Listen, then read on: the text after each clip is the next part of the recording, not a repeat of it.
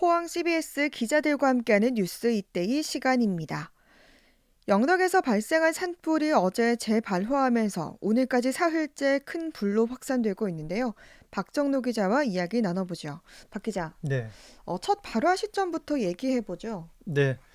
이번 불의 첫 발화는 지난 15일 새벽 4시쯤 영덕군 지푸면 사마리 야산에서 발생이 했습니다. 네, 당시 산불이 나자마자 산림청 헬기 10넉대와 산불 진화대원 그리고 공무원 등 인력 600여 명이 투입이 돼서 진화에 나섰는데요. 네, 이 산불은 발생 7시간여 만인 이날 오전 11시쯤에 진화가 완료가 됐습니다. 네, 근데 그 당시 산불이 조금 더 확산되기 전에 네, 야산의 인근에서는 불씨가 좀 남아 있기도 했었어요. 네, 그런데 이제 주민 5가구 10여 명이 이 마을 회관으로 대피하기도 하는 상황이 연출되기도 했습니다. 네.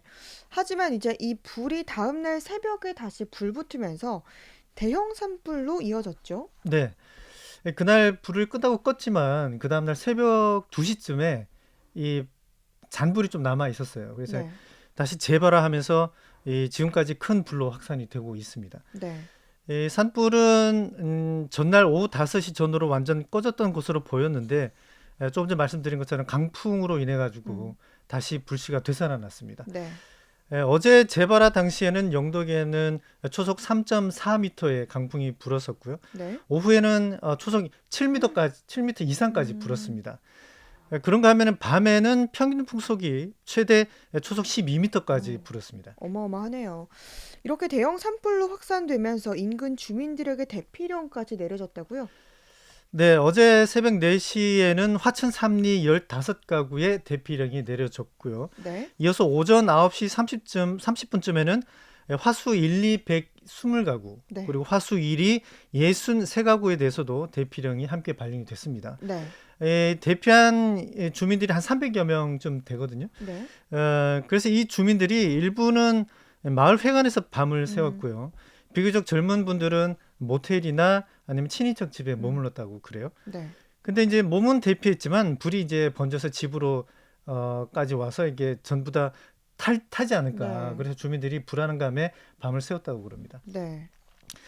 그 이후에 산림청이 다시 산불 2단계를 발령을 했어요. 네. 그리고 인접한 영덕읍 화천리 일대로 번지면서 12시 45분쯤에는 산불 3단계까지 음. 발령을 했습니다. 네.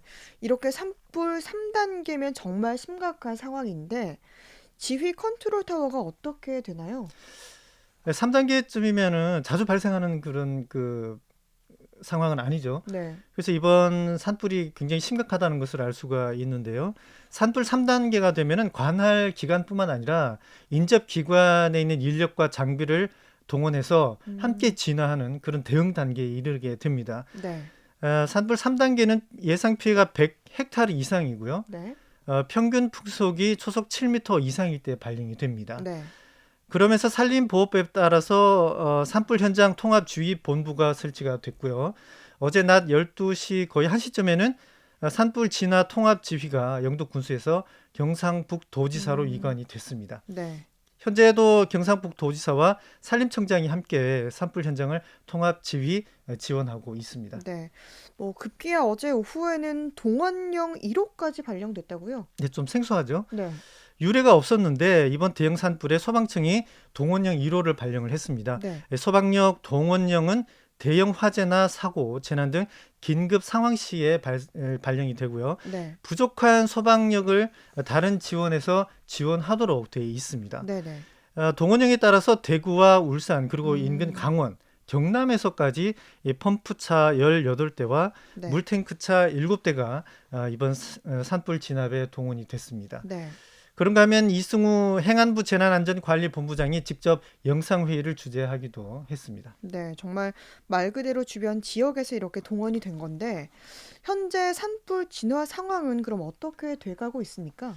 네, 지금 현재 화선이 총 3km 정도 되고요. 네. 넓은 쪽은 폭이 한 500m 음. 정도가 된다고 그럽니다. 네. 그리고 최대 면적이 지금 피해 집계는 아직 정확하게 나오지는 않았지만 400헥타르 이상이 될 것으로 추정이 되고 있습니다. 네. 어제까지 당초에는 100에서 150헥타르가 되지 않을까라고 추정을 했었는데 이 진화 시간이 길어지고 산불 구역이 확대되면서 피해 규모도 엄청나게 늘어나게 된 거죠. 네. 그런데다가 강풍이 엄청 셌잖아요, 밤새. 네네. 근데 이제 새벽을 지나고 아침까지 이어지면서 강풍이 좀 잦아들었고요. 네. 그래서 진화의 속도를 내게 됐는데 오늘 오후 2시 30분쯤이었습니다. 그 주 불을 잡았다는 결과 발표가 나왔고요. 네. 4시 현재는 잔불을 정리하고 있는데 진화율은 90% 음. 수준 정도입니다. 네. 그리고 오늘까지 진화 헬기가 40대가 투입이 됐고요. 네. 인력만 해도 약 2,700여 어. 명이 투입이 됐습니다. 네. 오늘 저녁 어두워지기 전까지 완전 진화를 목표로 총력을 기울이고 있습니다. 네. 그런데 영덕에서는 지난 1997년에도 대형 산불이 있었는데 이번 산불은 당시보다 더 큰 규모라고 보고 있죠. 네. 이번 산불은 1997년 2월에 영덕읍 일대에서 일어난 대형 산불을 연상하게끔 음. 한다는 이런 주민들의 회상이 많이 나오고 있어요. 네네. 그래서 당시 불이 민가 주변으로 번지면서 주민들이 대피했고 수십 헥타르가 탔습니다. 그런 네. 피해가 났었는데 현재 그 영덕 창풀이 해맞이 공원하고 풍력 발전 단지가 조성되어 있는 곳이 바로 그 산불 피해 현장입니다. 네네. 거기가.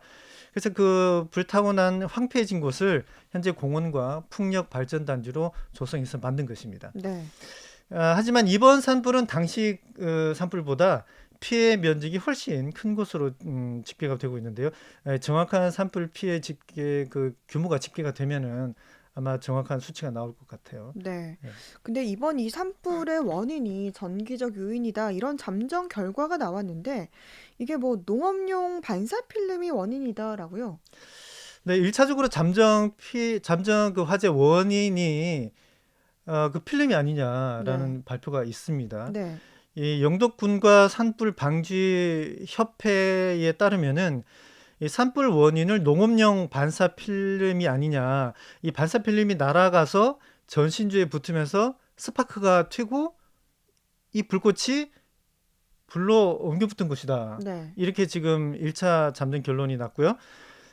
이 반사 필름은 그 농사 짓는데 꼭 필요한 그 자재죠. 농자재죠. 네. 과일이 이제 햇볕을 골고루 받아서 과육의 빛깔을 잘 내게 하고 음.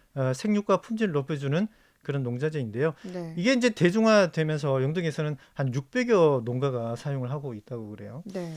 근데 이제 다 잘 썩지 않는다는 이 단점도 있어요. 네. 그런데다가 이게 가볍기 때문에 바람에 음. 날리면은 전신주에 걸리게 되고 네. 이게 이제 정전과 화재의 주범이 되고 있다는 그런 사례들이 나오고 있었습니다. 그렇군요. 뭐 올해는 특히 강수량도 적은 것 같은데 경북도의 경우 전국 산불 최다 기록에 불명예 오르기도 했네요. 네, 지금 이제 올해 이제 2달쯤 되지 않았어요. 근데 네네. 이제 올해만 영덕 산불 이번 발생 전까지 27건이 났어요, 벌써. 네. 그래서 13헥타르의 산림이 소실이 되는 피해가 났습니다. 네. 전국 최다 산불 발생인데요. 도내 산림이 많기도 하기 때문이라는 분석도 있지만 그래도 평년보다 적은 강수량 음. 그리고 건조한 날씨 그리고 잦은 강풍 등으로 인해서 네. 산불이 많이 나고 있는 것으로 보고 있습니다. 네. 이런 산불 화재를 좀 유의하셔야겠습니다. 뉴스 이데이 박정로 기자와 함께했습니다. 수고했습니다.